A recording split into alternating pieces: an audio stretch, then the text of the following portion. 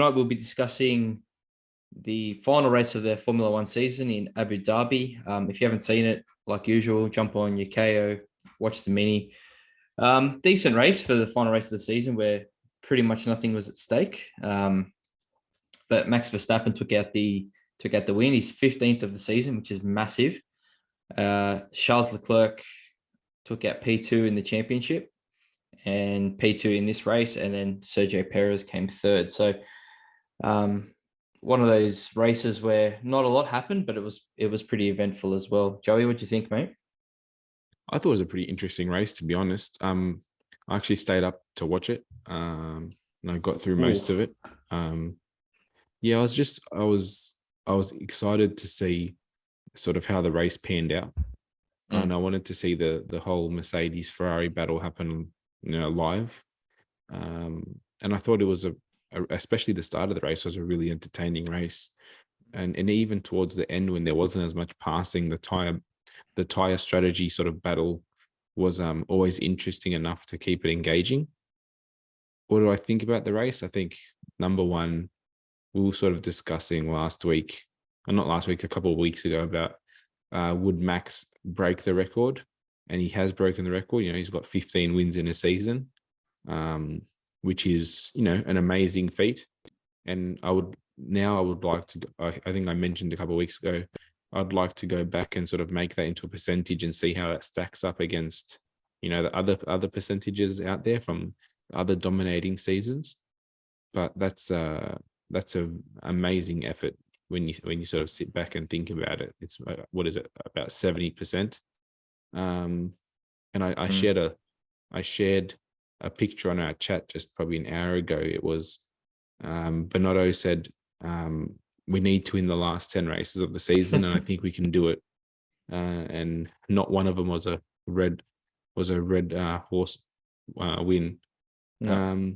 The only one that wasn't a Red Bull was Russell last week. So yep, pretty dominant season. Red Bulls dominated the red horses, mate. Yeah. But yeah, other than that, I think the Ferrari Mercedes battle looked interesting again, and just in general the pace that the Mercedes again showed, even though it wasn't the fastest this weekend. Like if you were to see how far they've come over the year, it's been an amazing sort of turnaround, and it sort of leaves you wanting next year to come really quick, because they're there or thereabouts. And given the right circumstances, we saw it last week, and even we saw this week, they definitely have probably not as far to go to be within touching distance. And with the extra R&D and wind tunnel time, they're the kind of team that you think, okay, this team can do it. Having said that, Ferrari, who I've been doubting for the last couple of races consistently, did what they needed to do. They secured second spot for Charles, and they secured second spot in the team's championship. So kudos to them. And, McLaren didn't finish ahead of Alpine, so I'm a happy man. Thanks for your support there. Yeah, look, I think the Ferrari thing in the second half of the season, or second half of the season, they seem to make less mistakes. They seem to be more consistent with their strategy. Like, you still got the stupid questions over the radio to the drivers, asking the drivers, what do plan B, plan C, plan Z, whatever. I think other teams do it, but it's just magnified more because it's Ferrari. And I think because they did have so many mistakes throughout the season, that was caught, it drew attention to it more. I think Carlos is a better engineer than his race engineer, because he's always making the calls. But I think Charles needs to take a bit of leadership in that team too, because he's always relying on the pit wall and just listening to them. Like, you hear all the big names are doing it. Max, Lewis, even George just started doing it at Mercedes, making the big calls in the car as well as working with the team. Whereas Charles is just sort of, I'll do whatever you say. And I think that's been at the detriment to him at points this year. but I definitely think that Ferrari have improved in the second half of the season. Mercedes were always going to improve. They're they're an outstanding organization. They're, what was it, 8 championships in a row or something, like Yeah, ridiculous. And I'm said it last week. I'm really pumped for 2023, and hopefully we have 3 cars consistently fighting for the win. 100%. I heard something really interesting on the post-race analysis show that the F1 puts on, and they were With talking Will about Buxton. with Will Buxton, and it was with he was talking to Jolyon Palmer, and Jolyon Palmer made a really good point. He said after this year, there's going to be an engine freeze on the engines until 2025 or 2026 when the new engines come in. 26, yeah. So what he was proposing was, did Ferrari leverage their reliability this year to find the absolute maximum that engine can sort of run at, to be able to now maximize that for the next couple years to come, which in itself seems like a very interesting and sort of tactical proposition, because like leveraging one season against 4 in the future doesn't seem like that big of a sacrifice if you get it right. So I'm really interested to see how that, like, I'm interested to watch that going forward.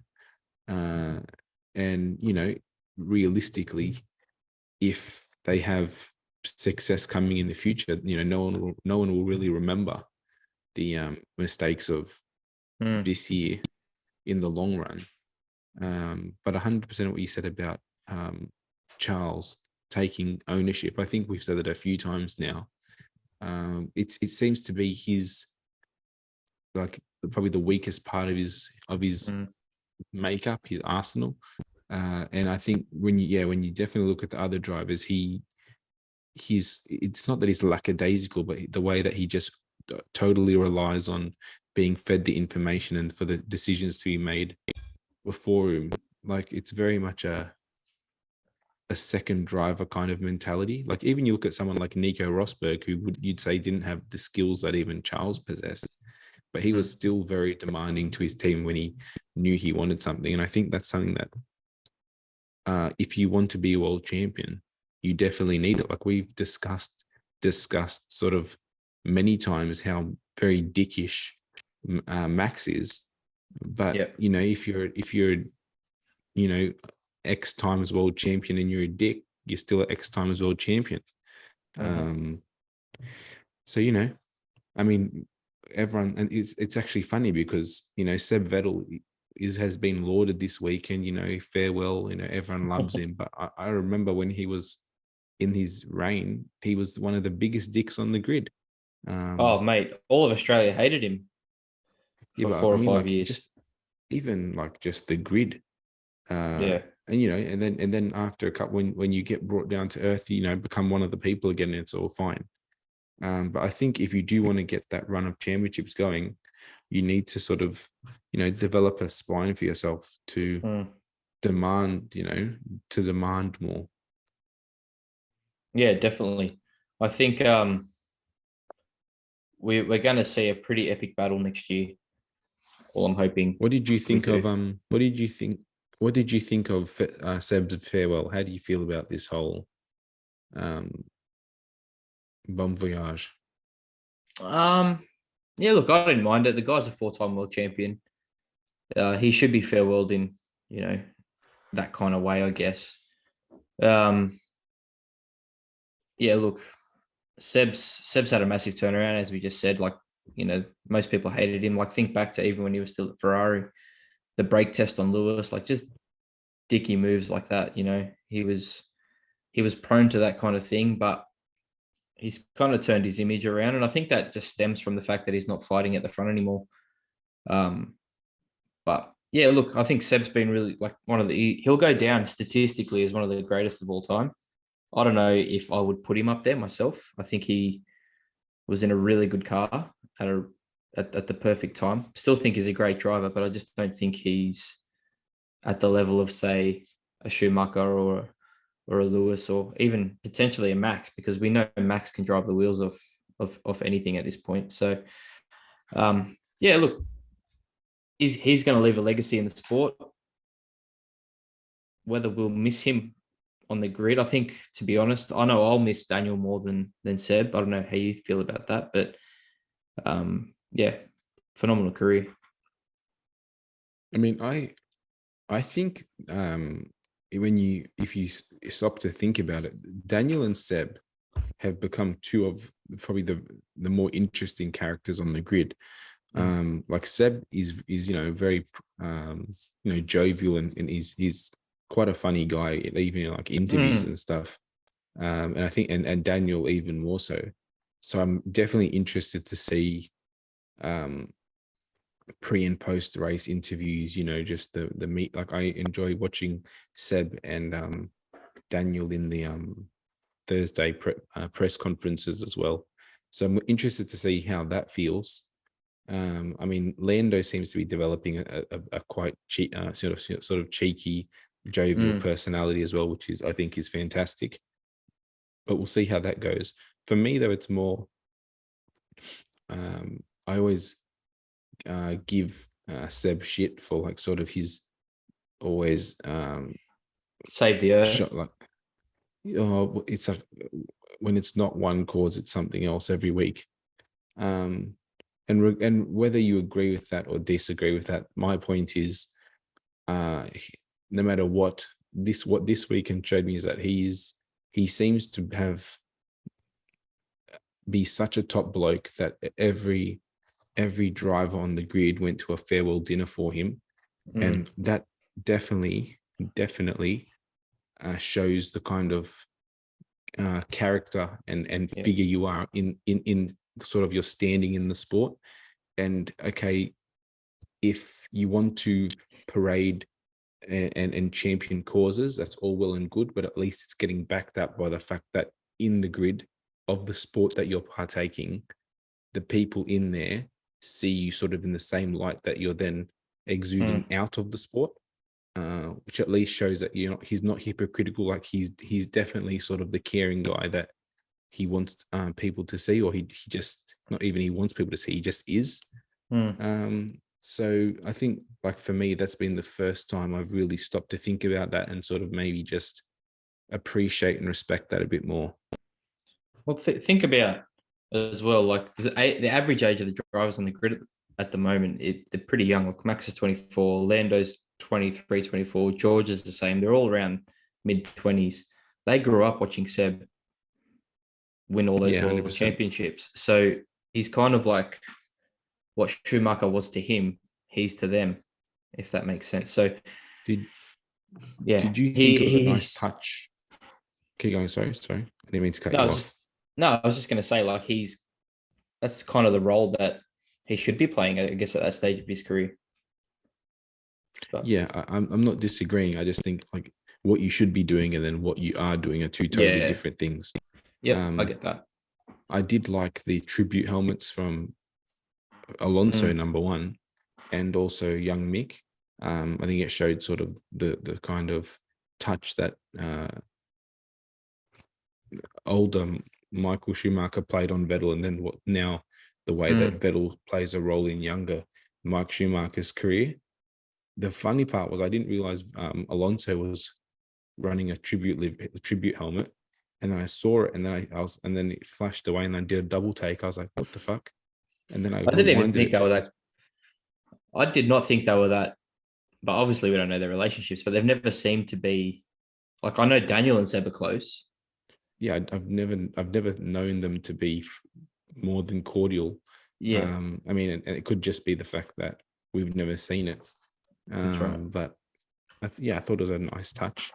And by rights, like, you forget that he's a 4-time world champion, which there isn't many of them. What is there? 4? Maybe 4 or 5?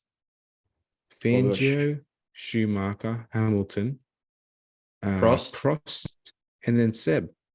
And Seb, yeah, because Lauda got 3, Senna got 3, Brabham 3. Yeah, a lot of them got 3. There's 5. So there's only 5. He's in very, very high esteem, and it's just the fact that it was all, stacked Mm. early on in his career. Yeah. So yeah, I thought kudos to him, and I Mm. don't know if he'll be missed yet. I've been championing the fact to get the older drivers out for probably 2 years now anyway. But it was nice to see him go out in the points.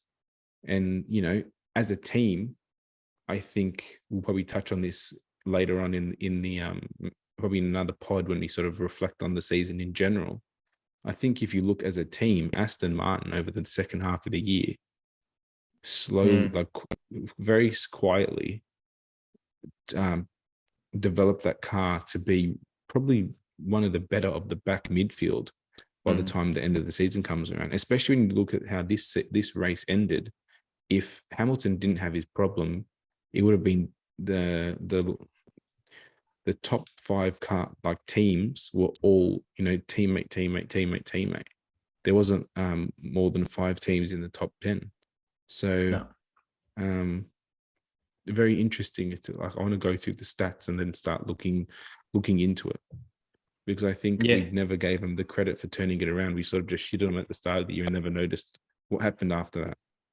Yeah, I think Seb's performance in the second half of the season has been far superior than Lance's. Like Lance has got some statistic. I think he's finished 10th 10 times this year or something. Like he's consistently around that 9 to 12 or 13, but Seb's been getting in those higher 8s, 7s a few times this season. And I think that just shows that the disparity between the two.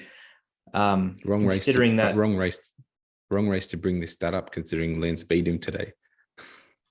Yeah, because he had a better strategy today. But yeah, look, Lance, he's been pretty quiet. He's been quietly going about his business, hasn't been doing anything silly lately. So maybe, he's turning a corner as well, getting more comfortable in the car. But yeah, I wanted to ask you, mate, about our boy Daniel Ricciardo. We're gonna have Oscar on the grid next year, which is good, for the Aussies. It's always good to have at least one on there, but Danny Rick, all but confirmed to be the Red Bull reserve driver or whatever his role is going to be. I've read a couple of things today, watched a couple of videos today on YouTube that it's not going to be, he won't be there every race. I think it's 7 or 8 races across the season. And they're saying it's probably going to be the North American races, Australia, those ones where he's really marketable and Red Bull can use his image to I guess yeah, publicity. but the correct. I guess what I want to know from you is what do you think about the move, and does it set him up for? Can you foresee some sort of seat in 2024 from this kind of move? No, I can't see I can't see it leading to anything great unless there becomes a actual problem between Checo and Max, and Red Bull have no suitable reserve drivers to fill the void. Mm-hmm. Anything bar that happening, I don't see why. It doesn't, say what happened this year happens next year. Red Bull win the championship and win the constructors championship. Why on earth would they change it for no apparent reason? So for me, that's the thinking behind it. I think from listening to that, and this is of course if after next year Danny Rick decides that he doesn't want to go to a back marking team. If he decides I just want to get into any car, that changes the circumstances completely. But if he does want to push for a winning seat, I don't see it really adding up to anything. What I do see it as is him making the best of a year that he wants to. He seems that he also wants a break in, because I think he's had a season from hell if you think about it. And he definitely sounds like he had offers on the table that he didn't take because Haas pretty much said that they were willing to offer him a contract if he wanted it. So you'd rather Danny Rick over Nico Hulkenberg, right? I would think so. So like for me, he's definitely made a decision that he wants either a top seat or a break.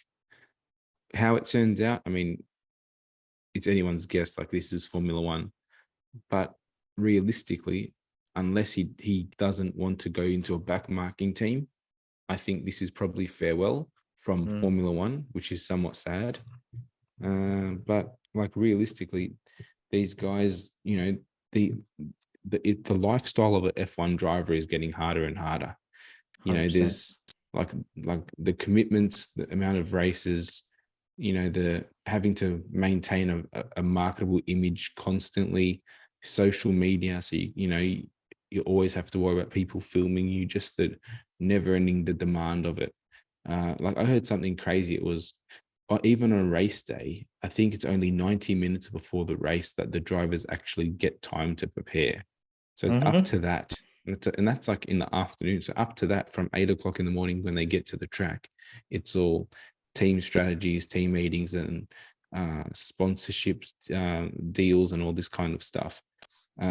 So like it is a hectic life. And if the season's going to 24 races, whatever it is next year, which is pretty much half a year, not including testing, not including travel, maybe he just like, you know what, I'm tapping out. You know, I've got a good bag from Mercedes the last couple of years.